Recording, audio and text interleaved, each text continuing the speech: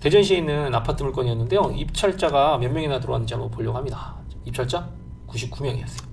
99명이 입찰했거든요. 이 물건 어떠셨을 것 같으세요? 3억 물건이었고요. 지금 2억 1,100만원까지 떨어져 있다가 낙찰은 79% 거래된 가격을 보게 되면 감정평가 금액이 좀 높긴 했지만 결론은 99명 중에 1등을 했단 말이죠. 이런 아파트 경매의 현실 어떠실까요? 힘드시겠죠? 과연 99명 중에 1등 돼서 엄청 기뻤을까요? 지금 아파트 경매 현실이 딱 이렇습니다. 보통 일반 회원님들이 생각하시기에 경매 물건이 깨끗하다라고 느끼시는 것들이 있잖아요. 이렇게 임차관계가 없다는 건 누가 살고 있다는 뜻이죠? 집주인이 살고 있다는 뜻이죠. 집주인이 살고 있다는 뜻은 권리 분석이 필요 없고 이런 물건들을 보통 이렇게 진짜로 99명이 들어와요. 99명이 들어와서 1등 해버리게 되면 사실 상처뿐인 영광이라고 제가 실전반에 항상 말씀드리죠. 이렇게 상처뿐인 영광이 된다. 과연 왜 2억 4,100만원을 쏘게 됐는지도 한번 보도록 할게요. 네이버 부동산 들어가 볼게요. 일단 한번 시세 조사를 해볼게요. 공시지가는 1억 7,800만원 그쵸? 평수로 확인해 되면 32평이었습니다. 입찰할 당시에 실거래가가 얼마였는지 한번 확인해 보도록 할게요. 감정평가사님이 얼마를 감정했죠? 3억 2천 감정하셨어요. 이 감정평가한 금액과 실거래가는 좀 다르니까요. 실거래가 확인해 보겠습니다. 지금 거래 실적도 좀 적죠. 밑으로 쭉 내려가겠습니다. 어때요? 최근에 거래된 실적 보면 이 당시에는 이렇게 거래가 한 건 찍혀 있었단 말이에요. 2억 8,900 찍혀 있었습니다. 2억 6,200 찍혀 있고요. 최근에 거래된 건 2억 5,700 거래됐습니다. 어때요? 실거래가를 기준으로 보게 되면 들쑥날쑥하죠? 2억 6천, 2억 5,700, 2억 8,900 이 정도로 가면 낙찰받은 금액하고 한번 비교해 볼까요? 2억 4,100 어때요? 이 낙찰 가격 만족스러우세요? 8층 물건이었습니다. 지금 2억 4,100에 99명을 무찌르고 1등이 됐단 말이죠. 이 가격 진짜 만족스러우세요? 최근에 거래된 게 2억 5,700이었잖아요. 낙찰받은 금액보다 1,600만원 정도 비싸게 파는 게 최근에 거래가 찍혔잖아요. 99명이 경매 법정에 들어와 있다고 생각해 보실까요? 어떠실까요? 1등 빼고 98명한테 입찰 보증금 봉투 돌려줘야 하잖아요. 아마 경매 법정은 아수라장이었을 거예요. 이런 식으로 권리관계가 깨끗하고 누구나 다 입찰하고 싶은 물건은 경쟁이 세다라고 보시면 됩니다. 저희 회원님이 입찰 들어가서 낙찰받은 물건인데요. 이 물건 같이 한번 보시면 생각이 조금 달라지실 거예요. 한번 같이 보도록 할게요. 이 물건 두 개 비교해 보시면 일반 경매자의 마음이 이렇구나라는 걸 정확하게 알 수 있으실 거예요. 오른쪽 같은 경우에는 사건 번호 2024 타경 996, 그 다음에 물건 번호 1번, 그죠? 두 번째 물건 볼까요? 2024 타경 9-2번. 어때요? 사건 번호는 하나, 물건 번호 두 개. 소유주가 두 개 아파트를 소유하고 있을 때 경매가 같이 나오게 되는 경우를 말할 수 있겠죠. 그러면 1번하고 2번 물건 같이 한번 보도록 할게요. 물건 번호 1번도 1억 1,100만 원이었고요. 두 번째 물건도 1억 1,100만 원이었어요. 두 개의 감정평가 금액 똑같죠. 그쵸? 그러면 낙찰 가격이 어떻게 됐을까요? 낙찰 가격 한번 볼게요. 1번 물건은요, 한 명이 단독 낙찰받아서 64.58%. 두 번째 물건 볼까요? 6명이 입찰해서 73.87%. 똑같은 물건이었잖아요. 하나의 물건은 한 명이 들어와서 64% 가져갔고요. 또 하나의 물건은 6명이 들어가서 73% 가져갔어요. 단독 낙찰 받아간 거 사람들이 뭐라고 생각해요?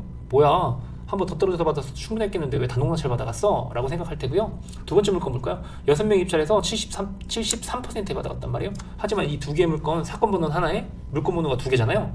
두 개의 경매 물건이 같은 날 같이 진행된단 말이에요. 여기는 6명 들어갔고 여기는 1명 들어갔잖아요. 그럼 7명이 똑같은 고민을 했을 거예요. 나 어느 물건 들어갈까? 고민을 해다가 어디에 들어갔다는 얘기죠? 이 물건에 6명 들어갔고요. 이 물건에 1명이 들어갔어요.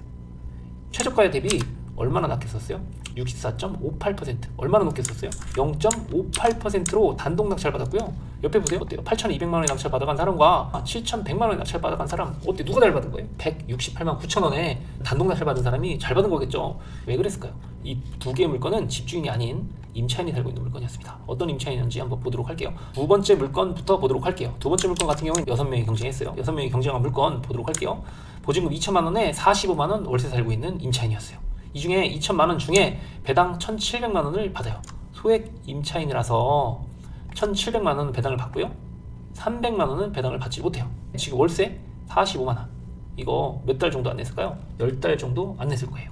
그쵸? 지금 살고 있는 임차인 어때요? 1,700만 원은 법원에서 배당을 받고요. 배당받지 못하는 300만 원조차도 45만 원씩 월세를 10달 이상 안 냈을 테니까 아마도 손에 하나도 안 나는 임차인이었을 거예요. 이 임차인 1,700만 원 배당받으려고 하면 낙찰자에 뭐가 필요하죠? 명도 확인서가 필요해요. 그러면 명도 난이도가 어떻다? 최하다. 그죠? 최하예요. 바로 옆에 있는 물건 보도록 할까요? 바로 옆에 있는 물건은 3천만 원에 30만 원 월세를 받는 월세로 살고 있는 임차인이었어요. 하지만 이 임차인 배당 신청을 안 했어요. 소액 임차인 1,700만 원 받을 수 있었음에도 불구하고 배당 신청을 안 해서 소액 임차인 1,700만 원을 받을 수 없는 임차인이었어요. 그러면 이 임차인 3천만 원 모두 다 잃는 임차인이었어요. 어때요? 3천만 원 모두 다 잃는 임차인. 여기는 2천만 원 모두 다 배당받는 임차인. 어느 거에 입찰을 들어가고 싶어요? 1번 물건은 7,200만 원에 단독 낙찰, 그 다음에 명도가 쉬운 2번 물건 같은 경우에는 8,200만 원에 6명이 들어가서 낙찰 받았습니다. 얼마나 가격 차이가 얼마나 나요? 명도 난이도가 조금 있는 물건에 1,000만 원을 싸게 낙찰 받았어요. 그쵸? 거꾸로 생각해야 된다는 얘기를 항상 말씀드리고 싶어요. 왜냐면 1,000만 원 싸게 낙찰 받아서 3천만 원 배당받지 못하는 임차인, 물론 명도 비용 안 들겠지만 100만 원 이사비를 주더라도 900만 원 싸게 낙찰 받았잖아요. 그죠?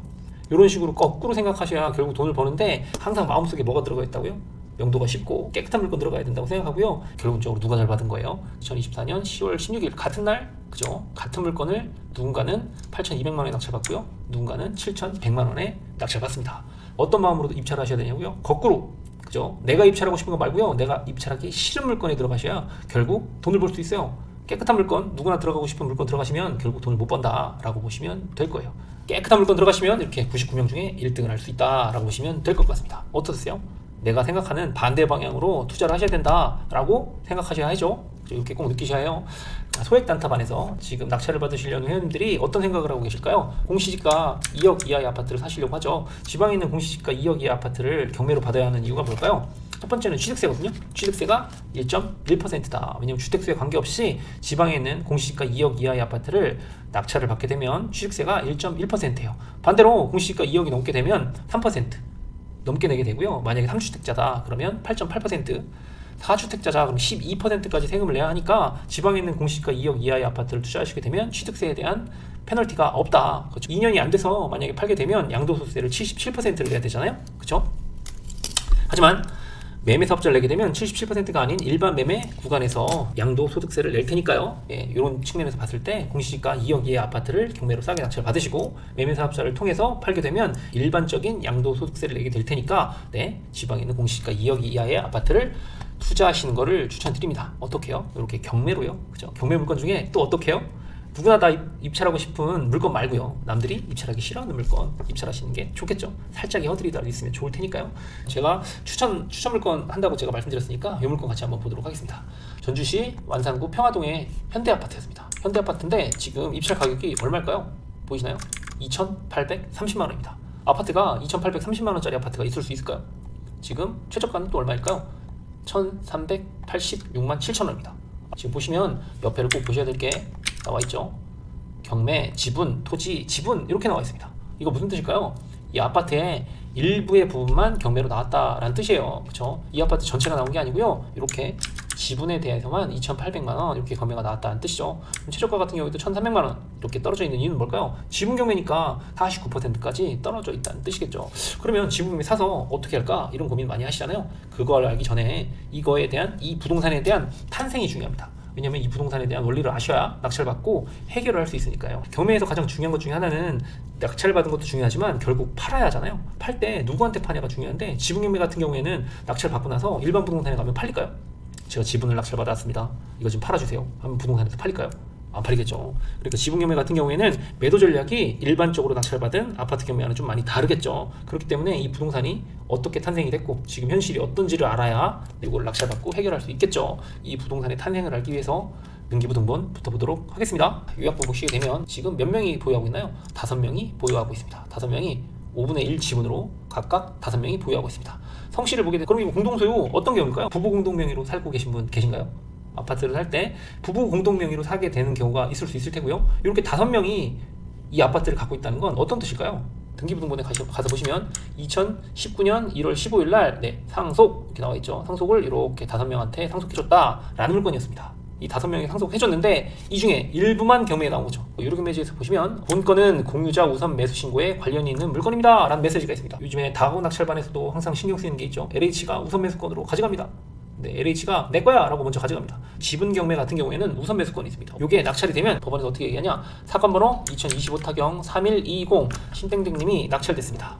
하지만 이 물건은 공유자 우선 매수 신고가 가능한 물건입니다. 혹시 우선 매수권 실을 분 있으신가요? 우선 매수권 쓸 분 있으신가요? 우선 매수권 쓸 분 있으신가요? 이렇게 3번을 얘기하고 우선 매수권을 쓰겠다고 하면 어떻게 되나요? 1등이 쓴 가격을 나머지 4명 중에 1명이 우선 매수권을 쓰게 되면 똑같은 가격으로 가져올 수 있단 말이에요. 이게 우선 매수권이에요. 왜 우선 매수권을 주냐? 만약에 이 자리에 전땡땡이 딱 들어가게 되면 어떻게 될까요? 제가 만약에 1386만 7천원에 단독 낙찰 받았다, 그리고 우선 매수권을 쓰지 않았다 라고 하면 나머지 4분한테 제가 뭘 할 수 있을까요? 어떤 걸 요구할 수 있을까요? 제가 1386만 7천원에 단독 낙찰 받았어요. 나머지 4명한테 제 지분을 사라고 얘기할 땐 제가 얼마에 팔까요? 1386만 7천원에 팔까요? 아니죠. 감정평가 금액 나온 2830만원에 내 지분 사 라고 얘기하겠죠.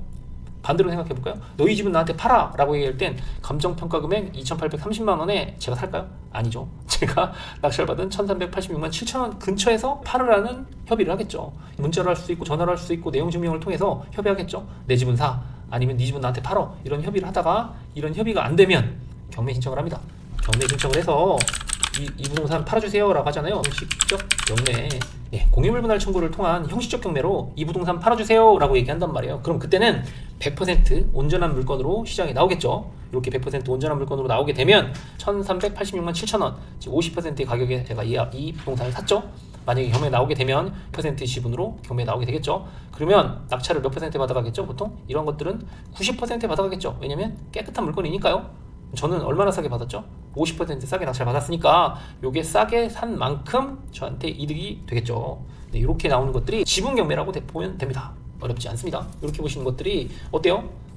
지분 경매고요. 이 아파트 1,300만원까지 떨어지잖아요. 이런 것들을 싸게 살 수 있는 오히려 기회가 된다. 물론 협의의 과정이 필요하고요. 그 다음에 어려운 과정이 있을 수 있겠지만 수익은 누가 더 크다고요? 깨끗한 물건보다 이렇게 허들 있는 물건 낙찰 받으시면 수익이 크겠죠. 이렇게 지분 경매까지 스터디를 끝내봤습니다. 어떠셨나요? 어렵지 않으셨죠? 재밌으셨나요?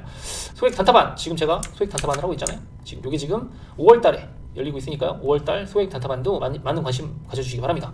기수별로 딱 6명만 모아서 진행합니다. 6명만 모는 이유는요, 진짜 6명만 제가 잘 봐드릴 거예요. 이렇게 서울에서 진행하고 있고요, 세종에서 진행합니다. 서울센터, 세종센터 두 군데서 진행하고 있으니까 요거 소액 단타반 많은 관심 부탁드리겠습니다. 추천한 물건도 추천해드리고요, 그 다음에 회원님들이 갖고 오시는 물건 같이 검토해가지고 입찰할 수 있도록 제가 도움드리는 물건이니까요. 교육이 끝난 뒤에도 제가 낙찰 받을 때까지 멘토링 계속 해드릴 거니까 많은 관심 부탁드리도록 하겠습니다. 제가 아래 링크에 한번 링크 걸어봐 드리도록 하겠습니다. 온라인 물건 추천반도 한번 계획하고 있으니까 많은 관심 부탁드리겠습니다.